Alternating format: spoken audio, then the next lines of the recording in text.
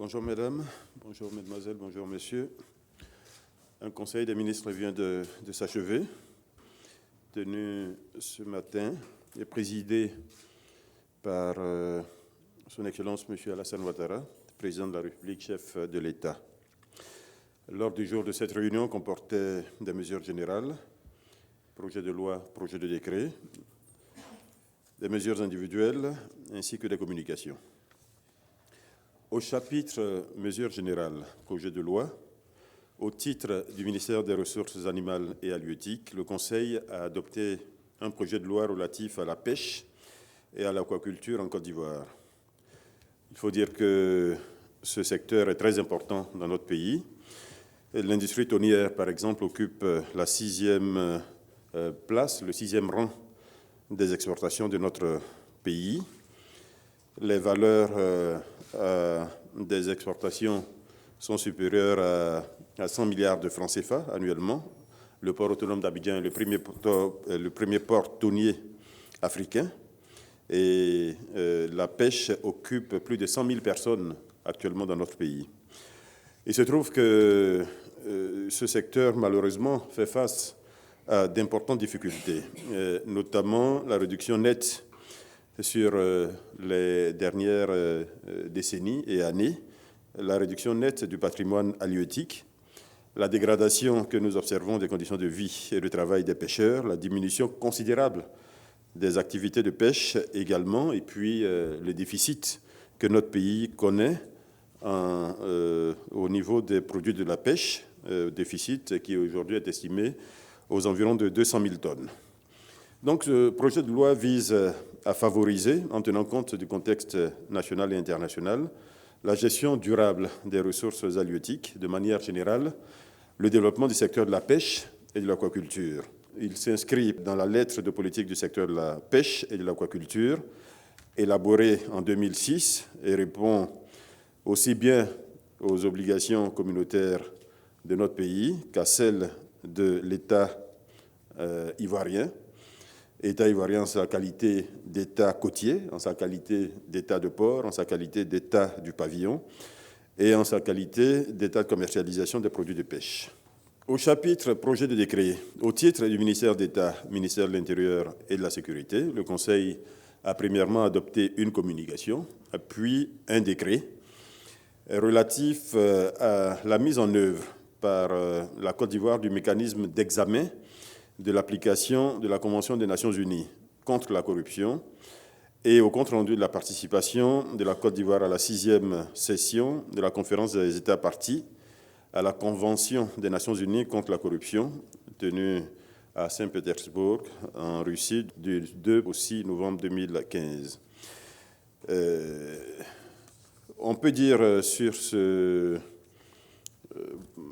sujet que le décret intervient dans le cadre de la mise en œuvre de cette convention qui a été ratifiée par le président de la République depuis décembre 2011. Aussi, la mise sur pied de ce comité, donc chargé d'accompagner l'État dans la transposition des règles et des bonnes pratiques édictées par la Convention dans la législation nationale, traduit l'engagement, chacun l'aura compris, de notre gouvernement à lutter plus efficacement contre la corruption et contre les infractions assimilées, notamment l'enrichissement illicite, le blanchiment d'argent, les conflits d'intérêts, etc., etc. Il a été mis en place donc les organes qui composent ce comité, notamment le point focal, le comité de pilotage et l'équipe d'experts qui est composée de 15 personnes, donc 15 experts gouvernementaux. Évidemment, tout cela devrait contribuer de façon importante à l'amélioration de l'environnement des affaires en Côte d'Ivoire et continuer d'améliorer donc l'attractivité de notre pays en matière d'investissement privé. Dans le chapitre mesures individuelles, au titre du Premier ministre, ministre de l'Économie, des Finances et du Budget, le Conseil a adopté une communication relative aux délibérations de la réunion du comité chargé de l'examen des projets de nomination dans les départements ministériels, réunion tenue le 16 février 2016. Aujourd'hui, tous les postes de directeurs de cabinet sont pourvus Nous pouvons donc, dans l'intervalle, passer au chapitre des communications. La première communication est faite au titre du ministère des Affaires étrangères. Le Conseil a adopté une communication relative à l'état de mise en œuvre des accords de coopération et aux projets de développement initiés avec le Royaume du Maroc de 2013 à 2015.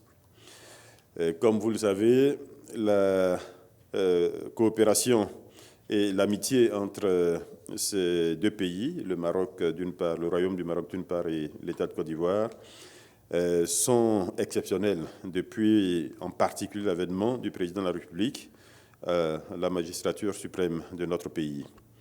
Les relations entre les deux pays ont connu une intensification importante entre 2013 et 2015. Elles enregistrent à ce jour 111 accords de coopération qui ont fait l'objet de signatures. Ces accords concernent aussi bien le secteur public que le secteur privé. 98 accords sont institutionnels et 13 sont relatifs à des projets de développement. Ce partenariat stratégique aboutit le 3 juin 2015 à la création du groupe d'impulsion économique Maroc-Côte d'Ivoire, le GMC. Ainsi, 14 accords institutionnels ont été totalement mis en œuvre, donc depuis 2013, et 8 accords de coopération de développement sont en cours de finalisation. Le Conseil a instruit l'ensemble des ministres concernés à l'effet de prendre toutes les mesures nécessaires pour lever les obstacles éventuels à la mise en œuvre des accords qui ne sont pas encore totalement mis en œuvre. Deuxièmement, au titre du ministère de la Justice, le Conseil a adopté une communication relative à la fin du mandat de la Côte d'Ivoire à la présidence de l'OHADA, ainsi qu'à la passation entre notre pays et le pays qui prend la suite, c'est-à-dire le Congo. Le mandat de la Côte d'Ivoire débuté en janvier 2015, donc c'est donc achevé le 31 décembre de l'année dernière. Ce mandat aura été marqué par l'adoption de l'acte uniforme révisé portant organisation des procédures collectives d'apurement du passif. C'est le premier acte uniforme adopté en Côte d'Ivoire depuis la création de l'organisation en 1993 sur l'ensemble des 9 actes uniformes qui existent à ce jour. La présidence de notre pays a également permis la nomination d'un magistrat ivoirien, M. Kouadia Vincent, en qualité de juge à la Cour commune de justice et d'arbitrage. Et elle a également permis, la présidence ivoirienne a également permis l'instauration de meilleures pratiques au niveau de la gouvernance financière de l'OHADA. La présidence de l'organisation sera assurée à partir de l'année 2016 par le Congo, comme je l'indiquais tout à l'heure, et à cet effet, une cérémonie de passation aura lieu entre les ministres de la Justice de la Côte d'Ivoire et du Congo. Et cette cérémonie aura lieu à Brazzaville les 26 et 27 février 2016. Au titre du ministère de l'Intégration africaine et des Ivoiriens de l'extérieur, le Conseil a autorisé la candidature de M. Kwasi Nguetia-René, docteur en économie, au poste de commissaire de l'Union africaine en charge des infrastructures et de l'énergie. M. Kwasi est, depuis juillet 2004, directeur pour le compte de la Côte d'Ivoire du département des affaires économiques de la Commission de l'Union africaine. Quatrièmement, au titre du ministère de l'Éducation nationale, le Conseil a adopté une communication relative à la présentation de l'accord relatif au programme McGovern-Dole, un programme qui a été signé entre le Programme alimentaire mondial et le département de l'agriculture des États-Unis, afin d'appuyer le programme de pérennisation des cantines scolaires. Cet accord signé en décembre 2015 porte, en ce qui concerne la Côte d'Ivoire, sur un montant de 31 178 500 $, soit environ 18,8 milliards de francs CFA, somme destinée à la mise en œuvre du programme McGovern-Dole en Côte d'Ivoire sur la période 2016-2020. Cet accord qui s'inscrit dans le cadre général de la politique de scolarisation obligatoire mise en œuvre en Côte d'Ivoire permettra en particulier d'appuyer et de renforcer le programme intégré de pérennisation, et comme je l'indiquais tout à l'heure, des cantines scolaires. C'est un programme qui va concerner 125 000 enfants répartis dans 613 écoles primaires rurales publiques qui seront répartis sur 7 régions de notre pays, du nord et de l'ouest. Pour les citer rapidement, c'est les régions du Cavali, du Bafing, du Poro, de la Bagoué, du Tchologo, du Bunkani et du Gontougo. Chacun sait l'impact de ce programme sur l'amélioration d'une façon générale de la scolarisation dans notre pays. Ce programme permet d'améliorer fortement le taux de scolarisation. Il permet de réduire le taux d'abandon des élèves qui vont à l'école. Il améliore évidemment les capacités à lire et à écrire des élèves. Il améliore la scolarisation des filles. Il améliore le taux de réussite aux examens scolaires et il contribue de façon importante à la réduction de la malnutrition. Cinquièmement, au titre du ministère du Plan et du Développement, le Conseil a adopté une communication relative à la conférence d'Accra sur l'amélioration des données pour de meilleures politiques macroéconomiques. Une délégation conduite par le ministre du Plan et du Développement a représenté notre pays à cette conférence, organisée par le Fonds monétaire international en collaboration avec le gouvernement ghanéen. Cette conférence est tenue le 2 février, donc à Accra. On peut retenir à l'issue de ces assises qu'il a été convenu notamment de lever la production de statistiques au rang de priorité stratégique pour nos pays et surtout d'accorder le financement nécessaire aux institutions en charge de la production statistique. Il a été décidé par ailleurs de centraliser et de consolider l'information statistique dans une base de données unique, de renforcer la fiabilité, la crédibilité des données statistiques, de faciliter l'accès des citoyens à l'information statistique. Sixièmement, au titre du ministère des Ressources animales et halieutiques, le Conseil a adopté une communication relative au projet d'appui au renforcement des capacités et du cadre réglementaire en matière de prévention et de réduction des pertes après capture des produits halieutiques en Côte d'Ivoire, dénommé TCP-IVC 3501.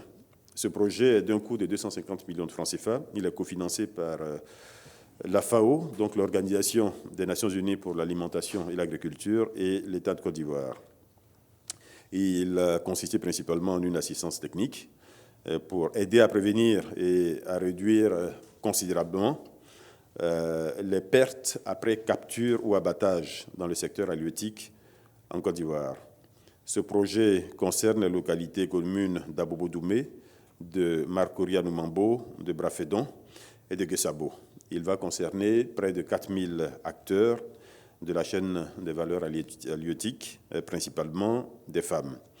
Il a été lancé en 2014 pour une durée de 2 ans et nous pouvons dire qu'il aura permis, sur ces 2 années, d'aider à la professionnalisation des acteurs du secteur, à la création de coopératives simplifiées de production halieutique et à l'équipement des sites du projet en matériel de conservation et de manutention de produits halieutiques. Tout cela permet aux femmes qui exercent donc ce métier de fumage de poissons d'améliorer leurs conditions de travail avec des fours améliorés, ce qui contribue notamment pour ces femmes-là à une meilleure santé, puisque il y a moins de problèmes cutanés, moins de problèmes ophtalmologiques, de problèmes pulmonaires liés au dégagement des fumées. Et tout cela permet également d'améliorer la santé des consommateurs, puisque le produit qui sort de ces fours améliorés est moins exposé aux substances jugées nocives pour le corps humain. Les cérémonies de remise officielle des infrastructures et équipements aux bénéficiaires du projet auront lieu du 10 au 14 mars 2016 dans les différentes localités concernées. Et un atelier de restitution des résultats du projet aura lieu au cours de la même période à Daloa. Septièmement, au titre du ministère de la Culture et de la Francophonie, le Conseil a adopté une communication relative à la 9e édition du marché des arts et du spectacle africain, le MASA. Cette 9e édition se déroulera du 5 au 12 mars 2016 à Abidjan, mais simultanément à Grand-Bassam et à Dzopé.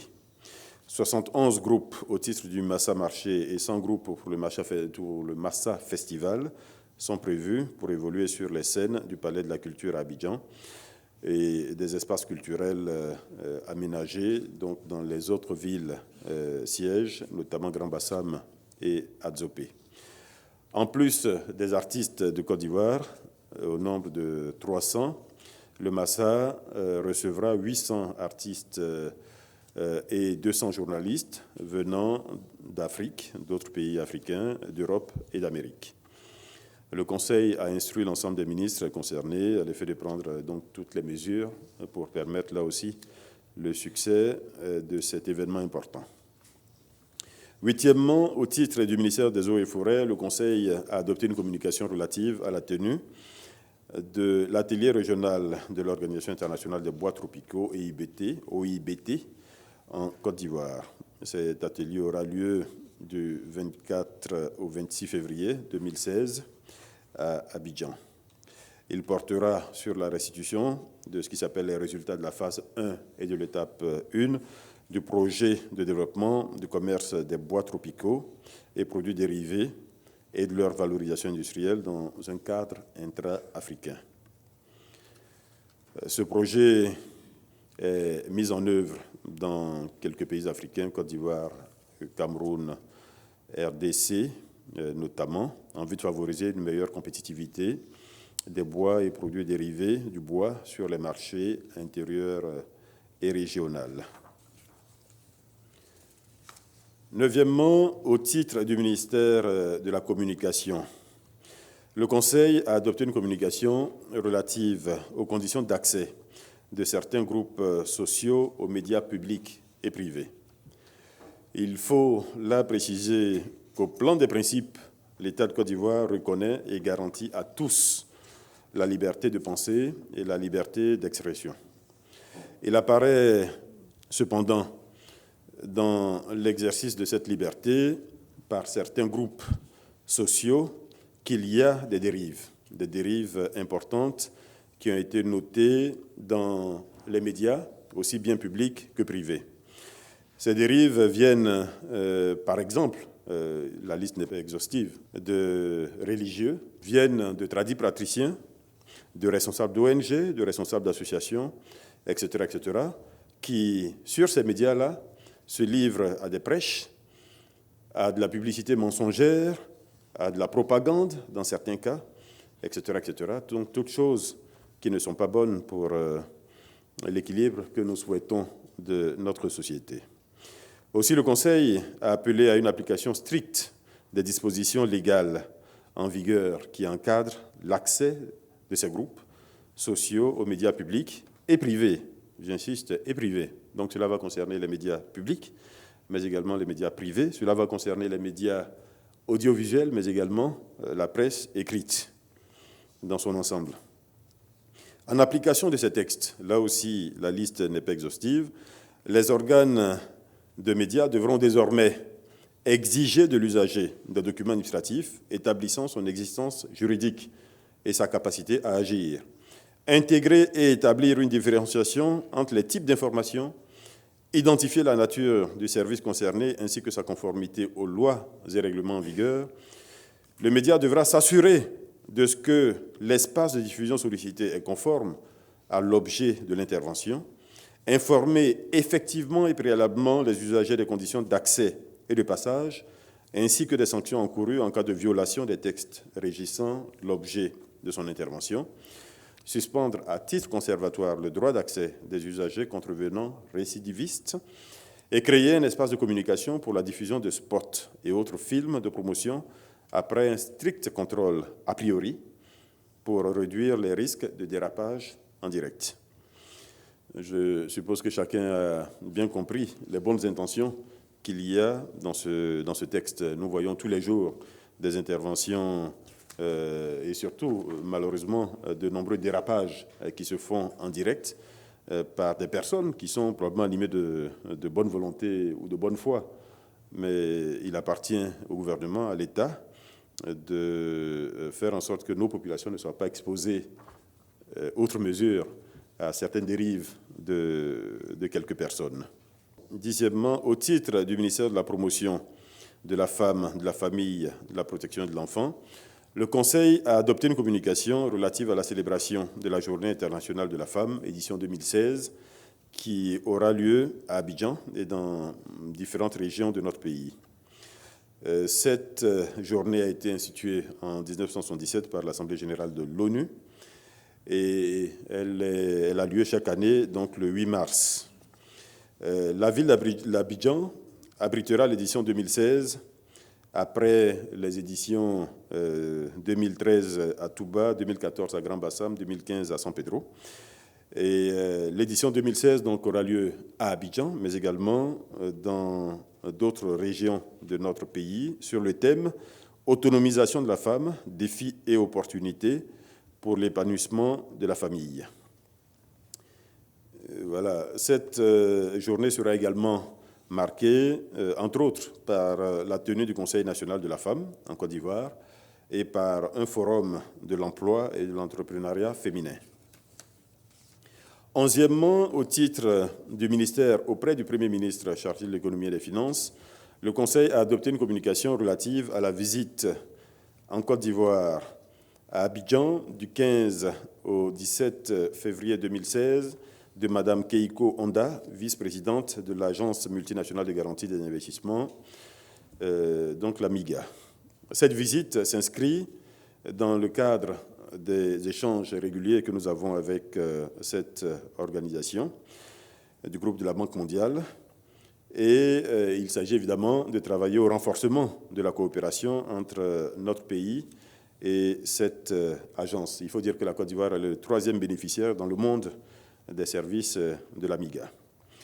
Lors de cette visite, la vice-présidente de la MIGA a pris part au sommet Africa Guarantee Providers, le sommet des entreprises de garantie en Afrique, ainsi qu'à une rencontre tripartite, gouvernement MIGA et Banque africaine de développement, qui a permis de coordonner les actions de la BAD et celles de la MIGA dans le cadre du financement des projets d'infrastructure en Côte d'Ivoire.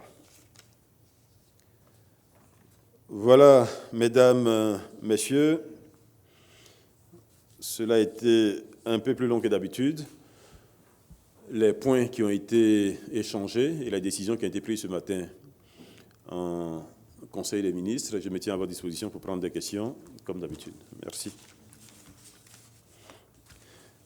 Bon, avant, je vais tenir ma promesse de tout à l'heure, donc vous faire une lecture exhaustive de l'ensemble des nominations de directeurs de cabinet qui ont eu lieu au cours des 2 dernières semaines. Je précise donc qu'il s'agit des nominations de directeurs de cabinet, donc je ne vais pas chaque fois le dire, et je précise également que la liste n'est pas établie à l'heure actuelle dans l'ordre protocolaire, donc vous la prendrez comme elle est présentée. Je m'en excuse d'avance. Donc, ministère auprès du président de la République chargé de la Défense, M. Malan Jean-Paul, ministère de la Justice, M. Koulibaly Mohamed Vabé, ministère de l'Intégration africaine et des Ivoiriens de l'extérieur, M. Diamou Téné Alassane Zié, ministère de l'Éducation nationale, M. Kabran Assoumou, ministère du pétrole et de l'énergie, M. Kofi Ndri, ministère des Transports, M. Soro Bakary Dofangui Benjamin, ministère de la Salubrité urbaine et de l'assainissement, M. Brahima Fofana, ministère de la Culture et de la Francophonie, M. Fosseni Dambélé, ministère des Eaux et Forêts, M. Soro Deplé Claude, ministère de l'Enseignement supérieur et de la Recherche scientifique, M. Thiam Hassan, ministère de l'Environnement et du Développement durable, Madame Kaba Nassere. Ministère des Infrastructures économiques, M. Ekpini Koné Gilbert.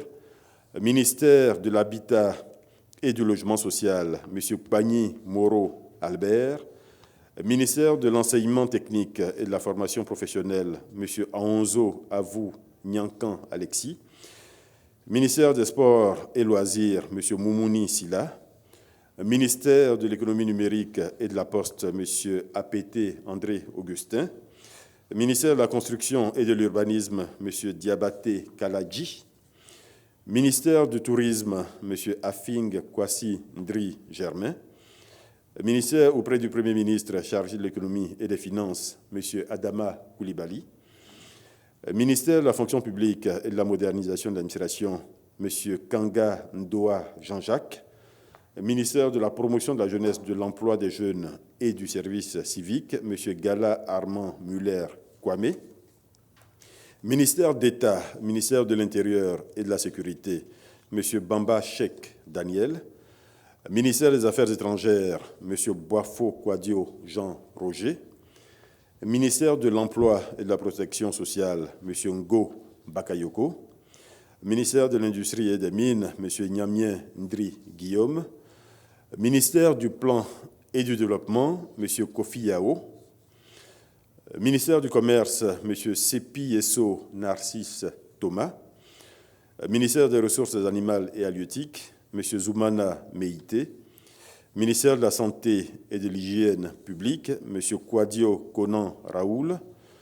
Ministère de l'Agriculture et du Développement rural, M. Koulibaly Siaka Minaya.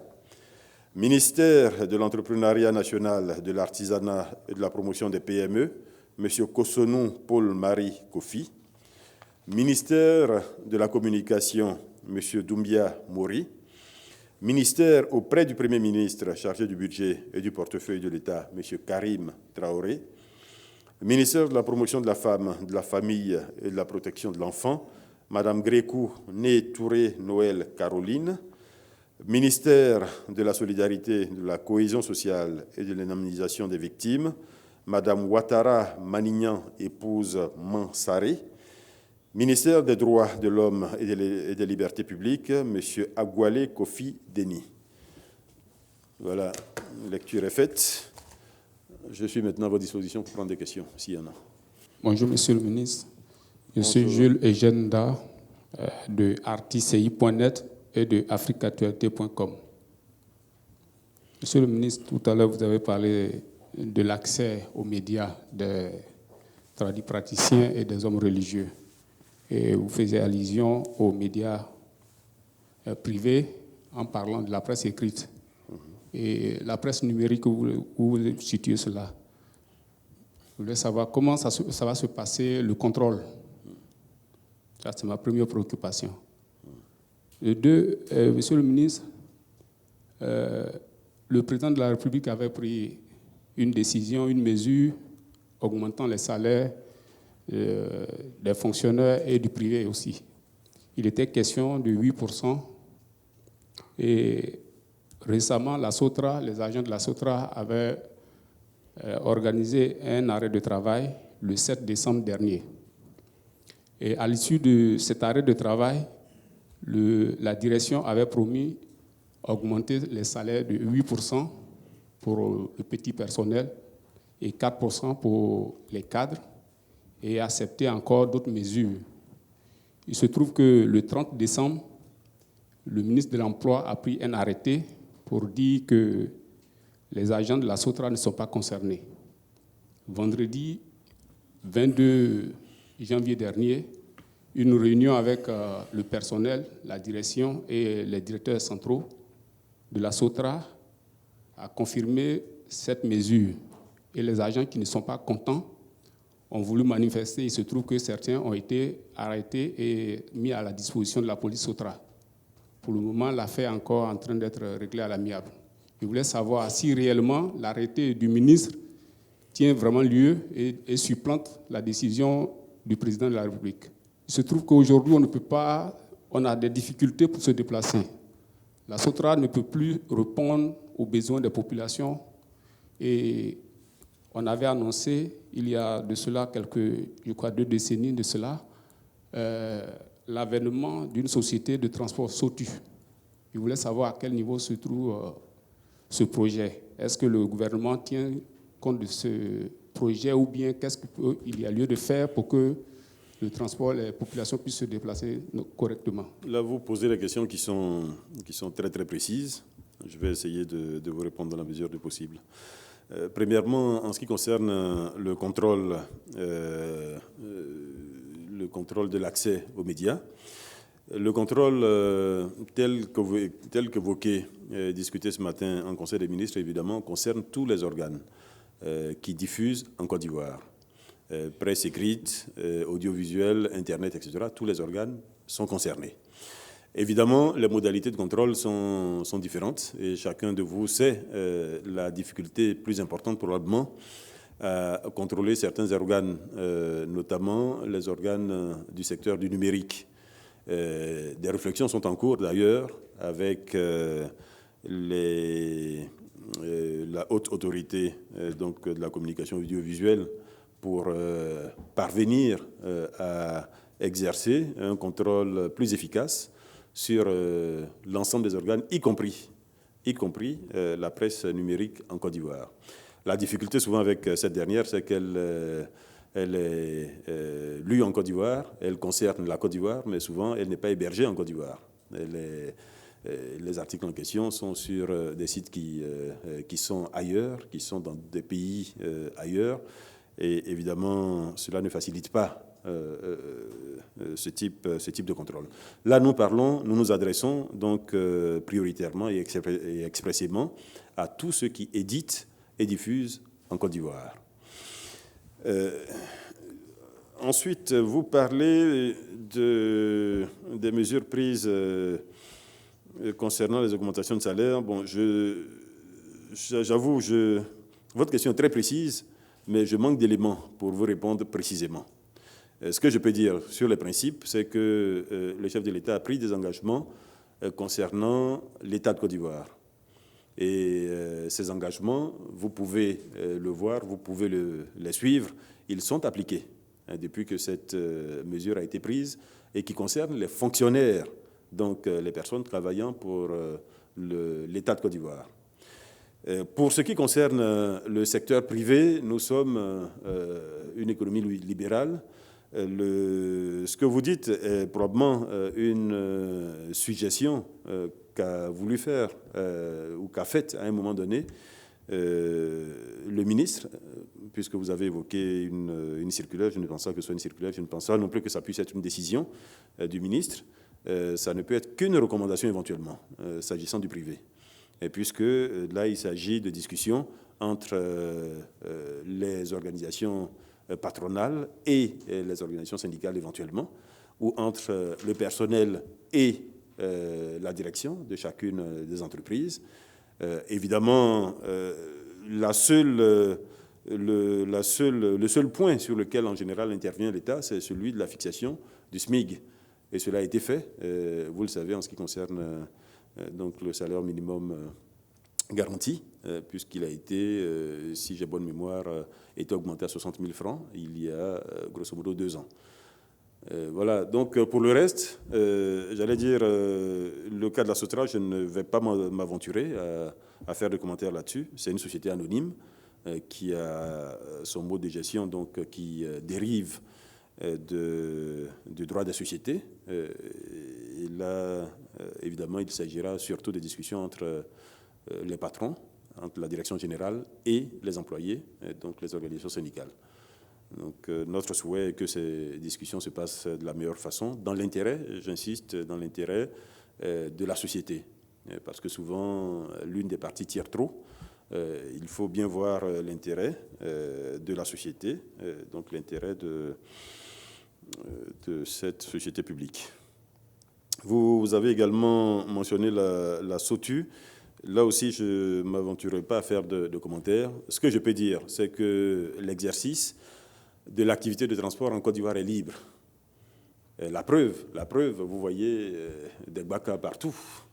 aujourd'hui à Abidjan. Bon, il n'y a pas eu besoin de leur accorder d'autorisation particulière. Il y a un besoin, c'est vrai, mais il ne revient pas à l'État seul d'apporter la solution. L'idée, c'est vraiment de faire en sorte que nous ayons une économie qui s'anime par elle-même, que nous ayons des investisseurs dans tous les secteurs d'activité, y compris dans celui du transport. Donc, c'est peut-être le lieu d'appeler à l'investissement privé dans ce secteur-là, où les besoins sont importants. Dans d'autres, nous avons insisté, dans celui du logement, par exemple. Mais ici également, chacun peut voir autour de lui les besoins importants qu'il y a. Et donc, en général, j'allais dire la nature ayant horreur du vide, il y a des personnes qui ne sont pas totalement qualifiées qui s'y mettent, mais c'est peut-être le lieu d'appeler à l'intervention dans ce secteur de professionnels, de personnes qui connaissent la gestion du transport urbain, du transport public, voilà, et qui s'y adonnent pour améliorer les conditions de déplacement des Ivoiriens, et en particulier des Abidjanais. Moïse Yao, ActuRoute. En fait, pour revenir un peu dans le domaine des transports, récemment, l'ambassadeur de l'Inde, venant faire ses adieux au président de la République, a indiqué au sorti de l'audience qu'il allait, comme on appelle ça, son pays allait accorder une ligne de crédit de 50 000 milliards à la Côte d'Ivoire. 50 milliards à la Côte d'Ivoire, voilà, pour doter notre pays en autobus et en camion, je crois. Donc, j'aimerais savoir, ici, s'il s'agit c'est-à-dire que les autobus seront accordés à la SOTRA ou c'est pour abonner un peu dans le sens de mon confrère, si c'est à une autre société, puisqu'il avait été annoncé qu'il y avait deux sociétés turques et un autre pays. Je ne serai pas en mesure de vous répondre très précisément. C'est un projet sur lequel le gouvernement a travaillé, sur lequel vous devez vous souvenir. Nous sommes intervenus ici même il y a grosso modo un peu plus d'une année pour dire que des mesures étaient prises par l'État pour accompagner les privés dans le cadre du remplacement des véhicules ou des moyens de transport qui étaient trop anciens, qui étaient trop vieux, donc qui contribuent à la pollution, qui malheureusement perturbent souvent le transport urbain en raison des pannes qu'ils connaissent, etc., etc. Et donc nous avons un accompagnement effectivement de partenaires internationaux, dont effectivement l'Inde à hauteur de 50 milliards de francs CFA. Donc c'est des véhicules qui vont être mis à disposition. Je dois préciser qu'il s'agit d'un prêt qui est fait à l'État de Côte d'Ivoire, donc qui va être remboursé au fur et à mesure donc, des remplacements. Ça concerne, je dois dire, aussi bien la société publique que la société privée. Évidemment, l'État n'interviendra que dans la mesure de ses possibilités, de ses capacités. La SOTRA interviendra dans le même cadre, dans la mesure de ses possibilités et de ses capacités. Il y a des difficultés qui sont structurelles en ce qui concerne la SOTRA, qui sont principalement liées au coût modique du transport urbain et à la subvention qui est accordée à un grand nombre de personnes qui utilisent ces moyens de transport-là. Voilà, donc la difficulté, elle est là. Des discussions sont en cours avec, là aussi, différents démembrements du gouvernement pour arriver à une solution qui sera au bénéfice de toutes les parties. Ici, il s'agit de trouver une solution qui ne pénalise pas trop les utilisateurs de ces transports en commun, mais à des solutions qui ne fragilisent pas trop non plus les ressources publiques qui sont affectées à ces subventions-là. Donc là, il s'agit de trouver un bon équilibre. Les discussions se font. Je ne suis pas capable à ce jour de vous dire à quel niveau donc, un accord sera trouvé. Je rassure seulement sur le fait que des discussions se font et nous avons bon espoir que les résultats seront dans l'intérêt de tous.